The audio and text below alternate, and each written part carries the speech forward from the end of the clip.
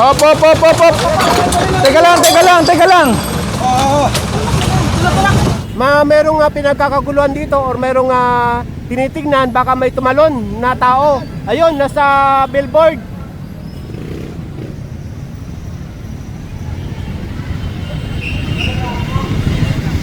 Mag-aangkas, walang helmet. Yan, yan, yan. Harangin nyo yan. Mag-aangkas, walang helmet. Mag-aangkas, walang helmet. Harangin nyo yan. Tinuro na eh. Hindi pa uminto.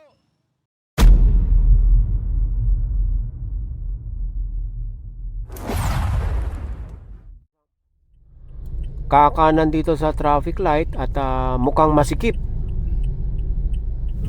Ang mga papasadahan dito, narinig ko sa radyo, dadaan ng Cabrera saka Protasio. Ano na pala ito eh, Protasio. Itong street na pinasok natin. Ito ay galing ang complaint sa 8888. Ito pala yung tramo. Nag-cross tayo sa tramo. Oh, ito oh. Barangay 112 na tayo. Ngayon lang ako nakapasok dito Malamang kayo din, ano? Oh. Barangay 113.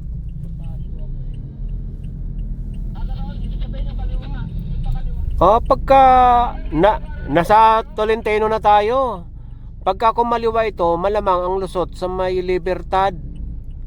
O kakanan dito sa Tolentino. Masikip dito. Tapsihan sa Cabrera. Nasa Cabrera tayo. Pero kanina Tolentino, di ba? Hindi, Cabre. Cabre yun. Cabre? Oo, in short ng Cabrera yun. Igala na namin kayo dito. Oh, Cabrera daw yung kanan, narinig ko sa radyo. Ang iniisip ko, yung mga tow truck, ang sikip dito, pati yung dump truck, yung skog. Nako, laki nun. Oh, tama ako, nasa Cabrera tayo. Nakita ko yung signage. Ganun siguro. Yung kanina, yung kaliwa, Tolentino. Yung pakanan, Cabrera. Sagot naman kayo. Ayaw sumagot ng kasama ko dito eh. Tama. Skog! Tirahin na natin. 23 po. Maraming motor dito na Yung mga motor, sige na, ano nyo na, pati yung truck na nakausli. May-ari po ng pinayagan po kayo? Pinayagan niya po kayo? Hindi naman po sa kanya tong lugar na to. Skog! Paki-forward nga yung Skog dito. Tinitikitan na rin itong mga motorsiklo. Wala po kaming kukuning paninda, ha? Iwan namin ang paninda, pero tatanggalin na po namin yung mga tungtungan. Kasi po, nasa sidewalk po kayo. Ito na lang po ba? Yung mga paninda nyo, pwede nyo na pong ipasok. Kasi hindi naman po dapat kayo pinapayagan sa sidewalk. Hindi naman niya pagmamayari po yan.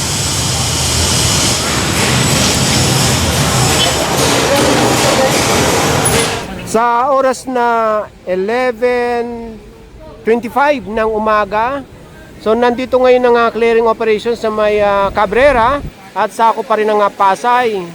At nandito ngayon ang team dahil nga dito sa mga reklamo. May kasikipan na itong or masikip talaga itong kalsadang Cabrera at ito may mga tindahan pa rito. Ito naman mga motorsiklo na pagtitikitan na ng MMD enforcer at ayan na yung EDSA.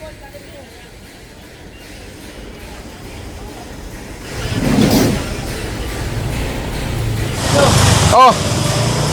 Sigaw na rin po.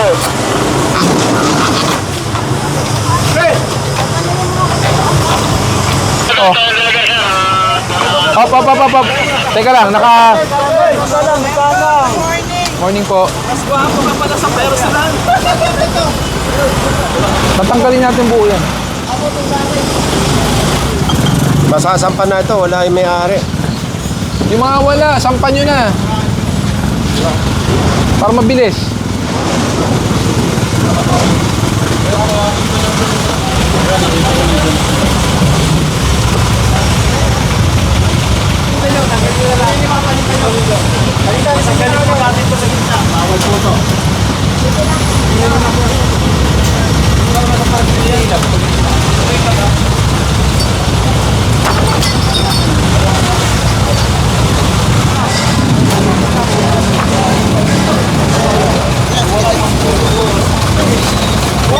Op. Teka lang.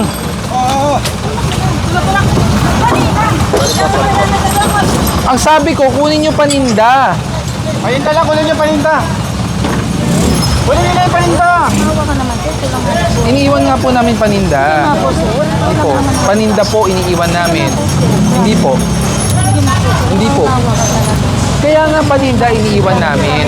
Ma'am, sinasabi ko nga po, ang paninda iniiwan, yun po ang hanap buhay nyo. Hindi po kasi kayo pinapayagan dito. Kaya nga, iniiwan ko yung paninda. Ito lang talagang hanap buhay namin. Saan po ba banda? Intindihin nyo muna sinasabi ko. Paninda po ang hanap buhay. Diba? Hindi naman po ito ang binibenta nyo. Awa ko naman. Ano yung pwede pa? Sige na. Irman. Ito lang awa man kayo. Eh, pagbalik ko bukas, ganun din. Tatanggalin ko ulit yan. Saan nyo ilalagay yan? Tapos lalabas nyo ulit. Tayo. Isa na kinuha nyo lang, ilalabas lang ulit eh. Dahil ano po yan eh, nagbabayad din po kami sa may-ari yan eh. Eh, hindi naman sa kanya to eh. Kami nagbabayad po kami. Eh, ba't kayo nagbabayad? Pare po kasi ang tayo na kaya may-ari sila. May-ari niya kung paano kinuha. Eh, ano problema kay kumpare Nino? Kaya nga po. Ang tanong ko dito, hindi naman sa kanya to, ba't kayo nagpaparenta? Saka sidewalk to eh. Buhay po kasi yan. Walang problema yung hanap buhay, yung paninda iniiwan. Ang problema, kayo, syempre, naagrabyado nyo yung mga ibang tao. Ang sikip na dito sa inyo. Hindi na kasi yan eh. Ganun din yan. Pag binalik nyo bukas, tatanggalin din namin. Kino-complain po ang buong kalsada nyo. Nagta-traffic dito dahil may sasakyan na nakaparada, merong mga illegal sa bangketa. Pareho lang po yun. Hindi lang po dahil sa sasakyan. Ano po? Kasi ang mga tao, no choice. Hihinto ang mga bibili dito, magkukos ng traffic. Hindi lang po sasakyan, pareho po. Kaya nga po nireklamo ang buong kalsada. Asan yung binabayaran yung papel? Walang resibo, lahat wala. Hindi ibig sabihin illegal. Ibig sabihin, Maingat din po yung may-ari eh. hindi illegal. Hindi naman niya pagmamayari yan eh. Morning. Sa Tumana po. Sa Tumana. Sa Tumana po. Ang pagrenta ng pwesto, may resibo. Saka sa tamang lugar. Eh kung walang resibo yan, illegal ang bayad niya. May-ari talaga dito. Lagyan nila ng private talaga. Private nila to? Private nila to? Eh bakit gobyerno nagtayo nito? Ay, nagpatayo tinayuan lang na. Kaya nakiusap ko yung mga. Eh kung legal po siya, nasan resibo ng rental? Hindi po sir, alam naman namin po na sir. Alam namin Eh kasi po ang inaano niya private, hindi po private. Sa batas po natin, under building code, lahat ng tinatayo na establishmento may tinatawag po na easement for public use. So pag binalik niyo po yan, itong kalsada niyo na to, meron na pong existing complaint. So anytime pwede namin balikan. Pag nakita namin yan, pinagbigyan ko kayo ipasok once. Pangalawa, wala na po. Kukunin na po namin yan. Wala nga po. Magkano binabayaran nyo? Sabi po, 1,000 sa kanila. Magkano? 2,000 po. So 3,000. Konti na lang, may pwesto na ng 5,000. At least may maayos kayong pwesto. Kesa naman nasa bangketa kayo. Kasi hindi lang naman sasakyan nagkukos ng traffic eh. Lahat din ng mga illegal na nasa bangketa. Pasusunod, pag naabutan po namin, kukunin na namin yan, ha? Kumanap kayo ng pwestong maayos. Hindi po legal yung paniningil ng ganun. Walang resibo, walang kontrata, lahat wala. O ngayon, na-clearing kayo, anong habol nyo sa bayad niyo? Wala. Kasi alam nilang illegal yun. Ayun. Kabila.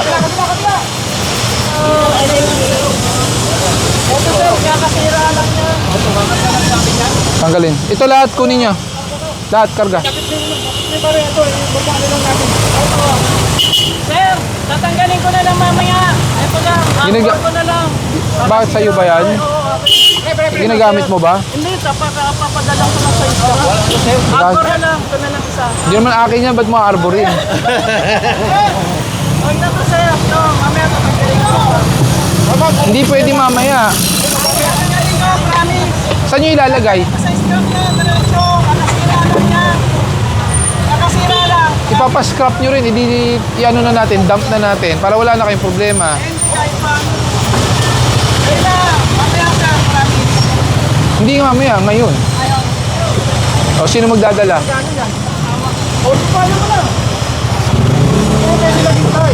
Sige sir. Ngayon na po. Pasensya ka na, ganito lang po.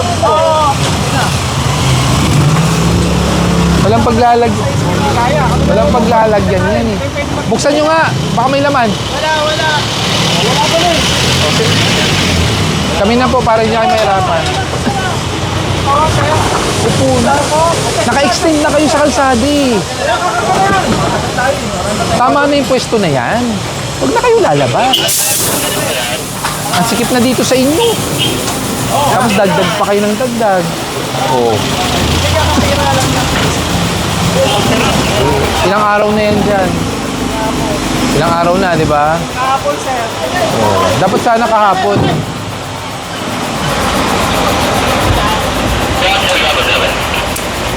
Okay, diretso tayo. At ito na nga EDSA.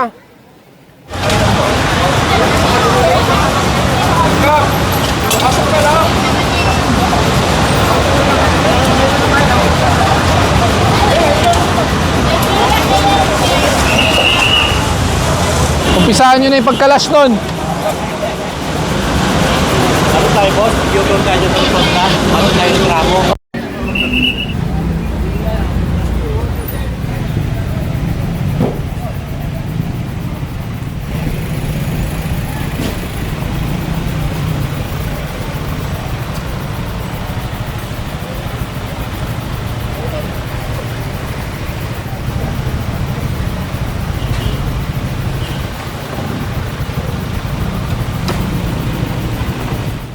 Nasa corner na tayo ng Cabrera sa kanitong EDSA.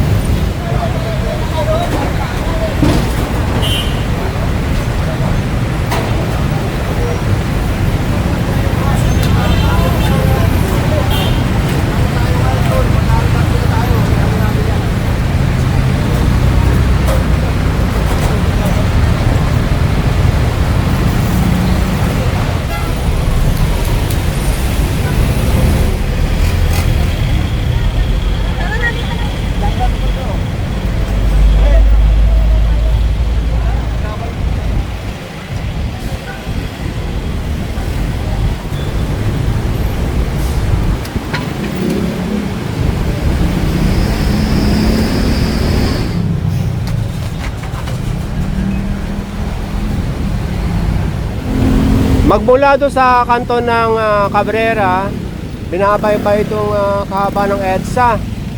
Papunta doon sa Taft Avenue.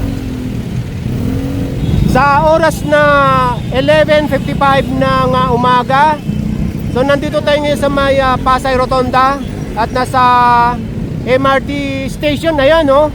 Merong pinagkakaguluhan dito or merong tinitignan, baka may tumalon na tao. Ayun, nasa billboard.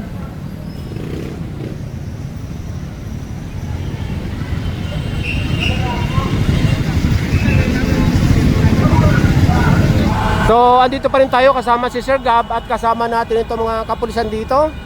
At alamin natin kung anong gagawing action dito.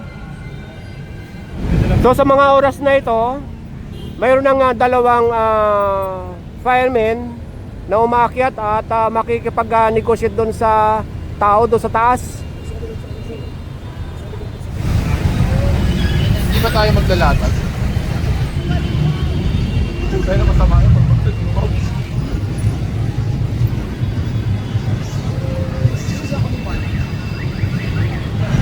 Gumagalaw na, gumagalaw na. Gumagalaw na.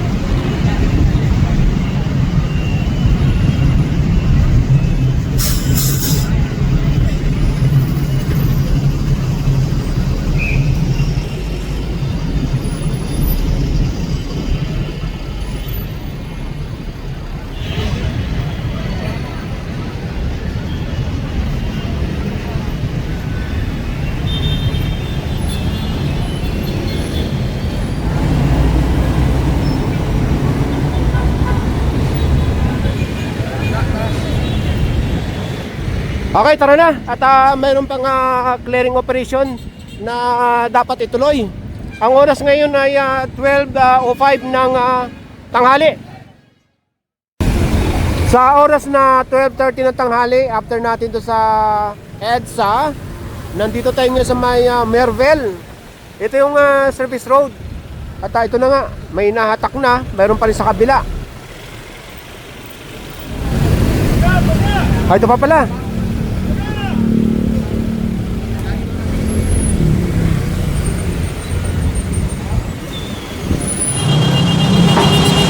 Ano bang street to? Bermug. No parking on both side ba to? Barangay 201, Zone 20. Bermug. Ito ano, parking both side. Both side. Sige. Banat. Sunod-sunod yung sign na ito. Magmula doon sa kanto, kabilaan, sunod-sunod. Ayan pa oh.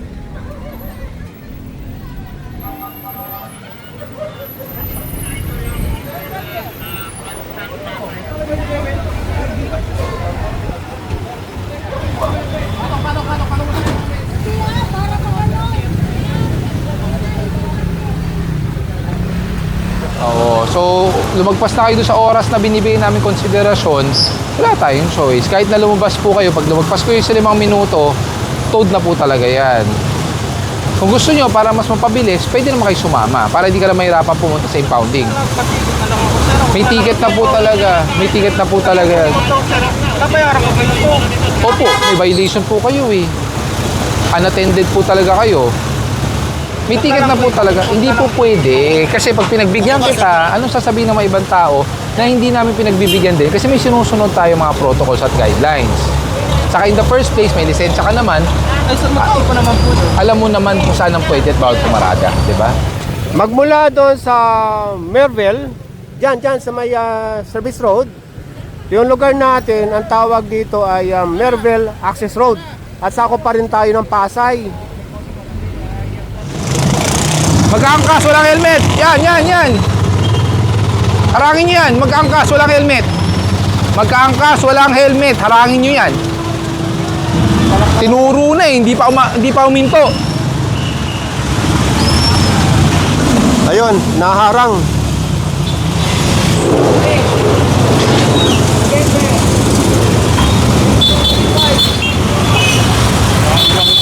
Tinuturo ka na, dire-diretso ka pa. Ay, hindi ko napansin. Eh, nakita mo ako. Nakita rin niya ako. Andiyan no, tinuturo. Sabi ko, walang helmet. Tinignan ko kasi kalsada, sir. Baka may tatawid. Hindi mo ko nakita na tinuturo ka? Ay, hindi ko po napansin. Alam mo yan. Hindi, sir. Kaya nga bilis ng alis nyo eh. Hindi, tinignan ko kasi yung kalsada. Baka may tatawid. Helmet, oy! Ayan oh, wala helmet. Nasa tapat.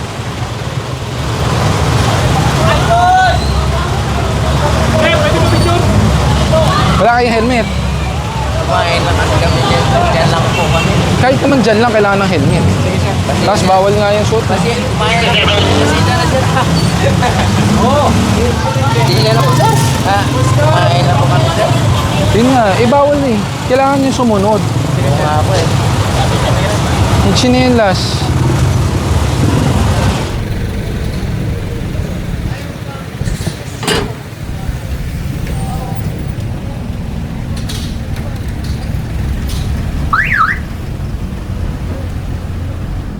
May lisensya naman itong natikita na dahil walang helmet. Oo, gustong-gusto nagpapainit oh.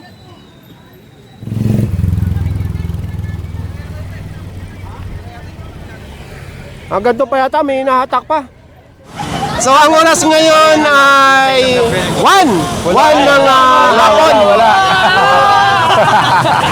Ingat ha. Pumasok na kayo. Ingat na kayo.